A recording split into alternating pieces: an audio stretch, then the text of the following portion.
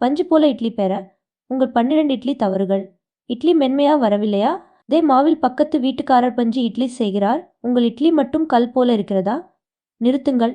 இன்று நீங்கள் செய்யும் 12 இட்லி தவறுகளை நேரடியாக சொல்லப் போகிறேன்.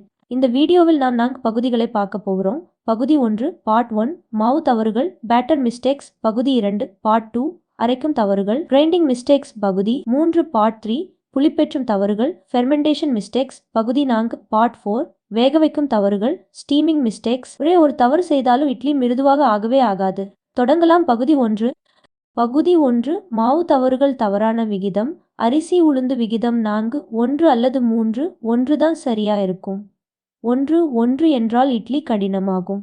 தவறான உளுந்து பாலிஷ் செய்யப்பட்ட உளுந்து தட்டையான இட்லி தரும்.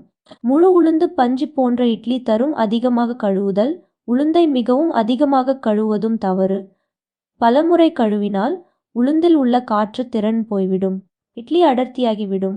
அவுல் வெந்தயம் சேர்க்காதது ஒரு கைப்பிடி அவுல் அல்லது அரை தேக்கரண்டி வெந்தயம் சேருங்கள். மென்மைக்கு உத்தரவாதம். மாவு பதம் மாவு மிகவும் கெட்டியாக இருக்கக்கூடாது, மிகவும் தண்ணீராகவும் இருக்கக்கூடாது. ஸ்மூத்தாக ஊற்றக்கூடிய பதத்தில் இருக்க வேண்டும். பகுதி 2 அரைக்கும் தவறுகள் மிக்சியை சூடாக்குதல். மிக்சி சூடானால் புளிப்பேற்றுவதற்கான பாக்டீரியா அழிந்துவிடும். பல்ஸ் மோட் அல்லது ஐஸ் கட்டிகள் பயன்படுத்தி அரைக்கவும். உளுந்தை ஃப்ளப்பியாக அரைக்காதது. உளுந்து அரைக்கும் போது அதன் அசல் அளவை விட இரட்டிப்பு அளவிற்கு பெரிதாக பஞ்சு போல வர வேண்டும். அப்போதுதான் இட்லி உயர்ந்து வரும். மாவை கடுமையாக கலக்குதல் அரைத்த பிறகு மாவை வேகமாக அடித்து கலக்குவதும் தவறு.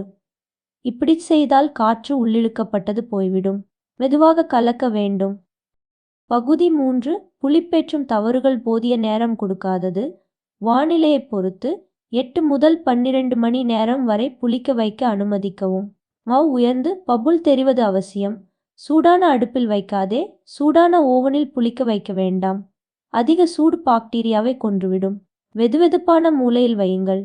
காற்று புகாத மூடி தளர்வான மூடிதான் சரி. இறுக்கமான மூடி என்றால் மாவு உயர செய்யாது. பகுதி 4 வேக வைக்கும் தவறுகள் அதிக தீயில் வேக வைத்தல். அதிக தீயில் ஹை ஃப்ளேம் வேக வைத்தால் இட்லி ரப்பர் போலாகிவிடும். நடுத்தர தீயில் மீடியம் ஃப்ளேம் 10 முதல் 12 நிமிடங்கள் வேக வையுங்கள். விளைவு ஹோட்டல் ஸ்டைல் மென்மையான இட்லி. இந்த தவறுகளை தவிர்த்தால் உங்கள் இட்லி பூ போல வரும். உங்களுடைய மிகப்பெரிய தவறு எது? கமெண்டில் சொல்லுங்கள். லைக் செய்யுங்கள். அடுத்த சாப்பாடு உலகம் வீடியோ